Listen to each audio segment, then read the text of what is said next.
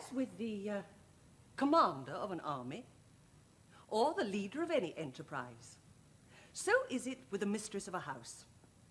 Her spirit will be seen through the whole establishment, and just in proportion as she performs her duties intelligently and thoroughly, so will her domestics follow in her path. Well, let us now proceed to describe some of those home qualities and virtues which are so necessary to the proper management of a household, and then point out the plan which may be the most profitably pursued for the daily regulation of affairs. Early rising is one of the most essential qualities which enter into good household management, as it is not only the parent of health, but of innumerable other advantages. Cleanliness is also indispensable to health. Cold or tepid baths should be employed every morning, unless on account of illness or other circumstances they may be deemed objectionable. Frugality and economy are home virtues. Well, those who can manage a little well are more likely to succeed in their management of larger matters. But economy and frugality should never, however, be allowed to degenerate into parsimony and meanness. The choice of acquaintance is very important to the happiness of the mistress and her family. A gossiping acquaintance who indulges in the scandal and ridicule of her neighbor should be avoided as a pestilence. Friendship should not be hastily formed, nor the heart given at once to every newcomer. Oh, there are some ladies who uniformly smile at and approve everything and everybody, and who possess neither the courage to reprehend vice nor the generous warmth to defend virtue. A housekeeping account book should invariably be kept, and kept punctually and precisely. Now, the plan which I recommend for keeping household accounts is to write down every amount paid on that particular day, be it ever so small. Then, at the end of the month, let those items be ranged under their specific heads of butcher, baker, etc., and thus will be seen the amounts paid back to each tradesman. So, having thus indicated some of the general duties of the mistress relative to the moral government of a household, I will now give a few specific instructions. I will begin with her earliest duties and take her right through the occupations of the day. Having risen early, as I have already advised, and given out attention to the bath and made a careful toilet, it will be well to see that the children have received their proper ablutions, and that they are in every way clean and comfortable. The first meal of the day, breakfast, will now be served, at which every member of the family should be punctually present.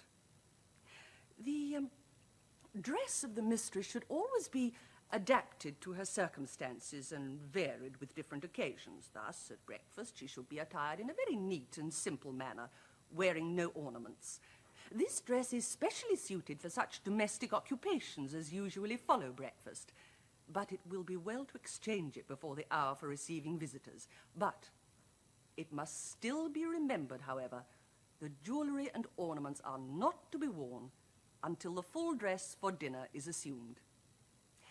After breakfast is over, it will be well for the mistress to make a round of her kitchen and other offices to see that all are in order, and that the morning's work has been properly carried out by the various domestics. The orders for the day should then be given, and any special items the domestics may require should be handed to them from the store closet. After this general superintendence of her duties, the mistress, if the mother of a young family, may devote herself to the instruction of some of its younger members, or to the examination of the state of their wardrobe, leaving the later part of the morning for reading or some amusing recreation. These duties and pleasures having been performed and enjoyed, the hour for luncheon will have arrived. Now, this is a very necessary meal between an early breakfast and a late dinner. as a healthy person with good exercise should receive a fresh supply of food every 4 hours. After luncheon, morning calls and visits may be made and received. Now, the next great event of the day, in most establishments, is, of course, the dinner. Although the half hour before has always been considered as the greatest ordeal, through which the mistress will either pass with flying colours or lose many of her laurels. The anxiety to receive her guests, her hope that all will arrive in due time, her trust in the skill of the cook, all tend to make these few minutes a trying time. The mistress, however, must show no kind of agitation, but show tact in suggesting light and cheerful subjects of conversation, which will be much aided by the introduction of any particular new book or curiosity of art that may pleasantly engage the attention of the company. Waiting for dinner is, however, a trying time, and there are few of us who've not felt how sad it is to sit and pine the long half hour before we dine, and oft upon our watch to look, then wonder at the clock and cook, and strive to laugh upon our fate, but laughter forced soon quits the room and leaves it in its former gloom. But lo, the dinner now appears, the object of our hopes and fears, the end of all our pain. In giving an entertainment of this sort, the mistress must remember that it is her duty to see that her guests are happy, comfortable, and quite at their ease. And the guest should also consider that they've come to the house of the hostess to be happy. Thus, an opportunity is given to all for innocent enjoyment and intellectual improvement, when acquaintances may be formed that may prove invaluable through life, and information gained that will enlarge the mind. Oh, many celebrated men and women have been great talkers.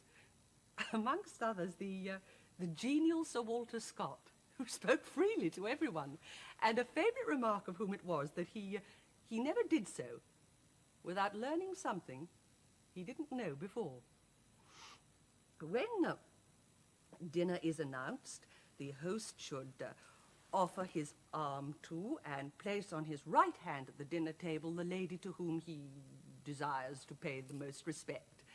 The rest of the company should arrange themselves in couples, as specified by the master and mistress, according to rank and other circumstances that may be known to the host and hostess. It is a generally established rule not to ask for soup or fish twice, as in doing so, part of the company may be kept waiting for the second course, when a little revenge may be taken by looking at the awkward consumer of the second portion. This rule, however, under various circumstances, may not be considered as binding. When dinner is finished, the dessert is placed upon the table, accompanied with finger bowls. When fruit has been taken and a glass or two of wine passed round, the hostess will rise, and thus give the signal to the ladies to leave the gentlemen. In former times, when the bottle circulated freely among the guests, it became necessary for the ladies to retire earlier than they do at present. The gentlemen soon became unfit to conduct themselves with the decorum which is essential in the presence of ladies. Thanks, however, to the improvements in modern society and the high example set to the nation by its most illustrious personages, temperance is, in these happy days, a most striking feature in the character of a gentleman. A family dinner at home, compared with either giving or going to a dinner party, is, of course, of most frequent occurrence. There is nothing more delightful to the feminine members of the family than the reading aloud of some good standard work or amusing publication. A knowledge of polite literature is thus obtained by the whole family, especially if the reader is able and willing to explain some of the more difficult passages of the book. In retiring for the night, it is well to remember that early rising is almost impossible if late going to bed be the order, or rather disorder, of the house. Either the master or the mistress should, after all have gone to their separate rooms, see that all is right, with regard to the lights and fires below. And no servant should, on any account, be allowed to remain up after the heads of the house have retired. The requirements of a good kitchen are as follows.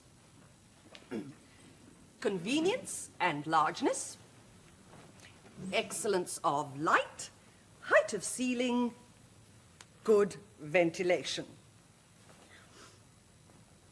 easiness of access without passing through the house, sufficiently remote that members of the family or guests may not perceive the odour incident to cooking or hear the noise of culinary preparation. Plenty of fuel and water. Amongst the most essential requirements of a good kitchen are scales or weighing machines for family use. Accompanying the scales, there should be spice boxes and sugar and biscuit canisters of either white or japanned tin. These covers should fit tightly in order to exclude the air, and if necessary, be labelled in front to distinguish them. As not only health, but life may be said to depend upon the cleanliness of culinary utensils, strict attention must be paid to their condition generally, but more especially to that of the saucepans, stew pans, and boilers.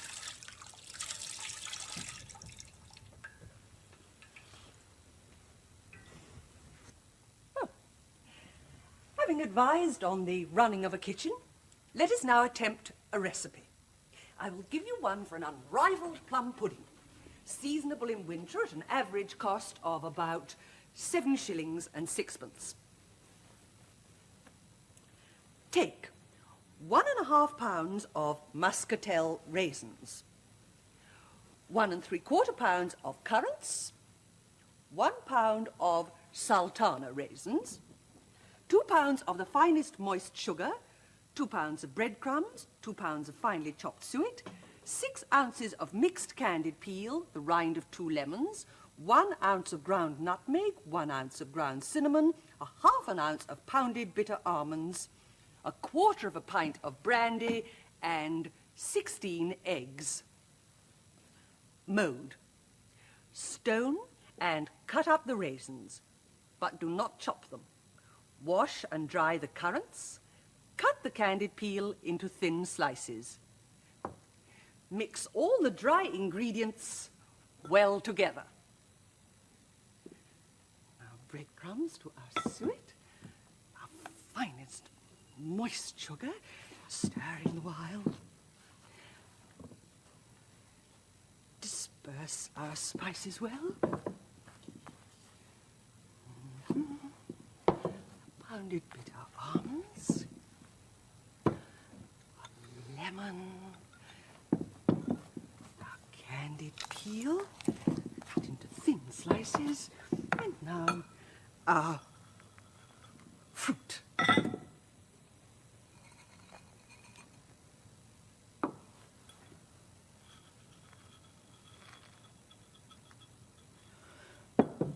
Mix all the dry ingredients well together.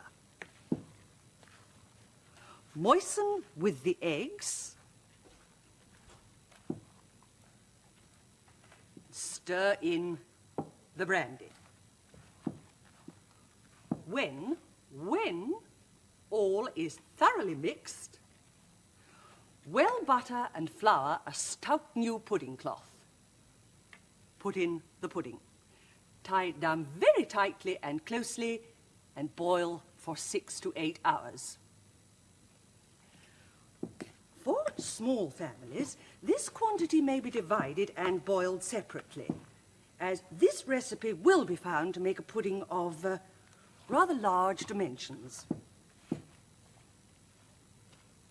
Ooh, the muscatel raisins can be purchased at a cheap rate, loose, not in bunches. They're scarcely then higher in price than ordinary raisins and impart a much richer flavour to the pudding.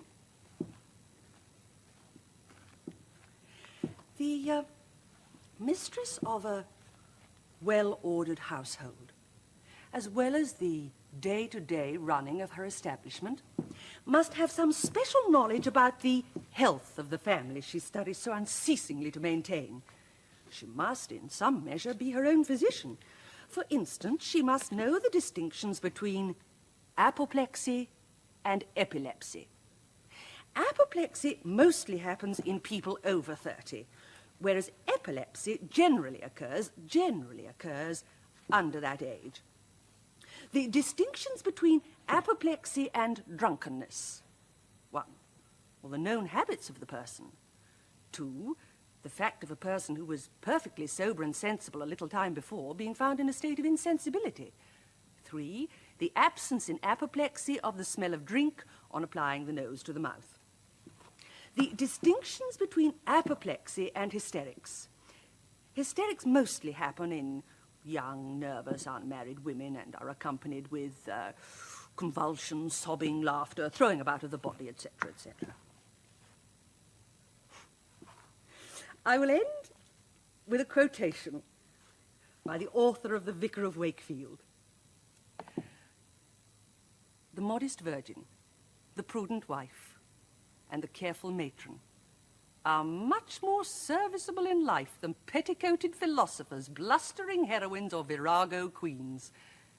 She, who makes her husband and her children happy, who reclaims the one from vice and trains up the other to virtue, is a much greater character than ladies described in romances, whose whole occupation is to murder mankind with shafts from their quiver or their eyes.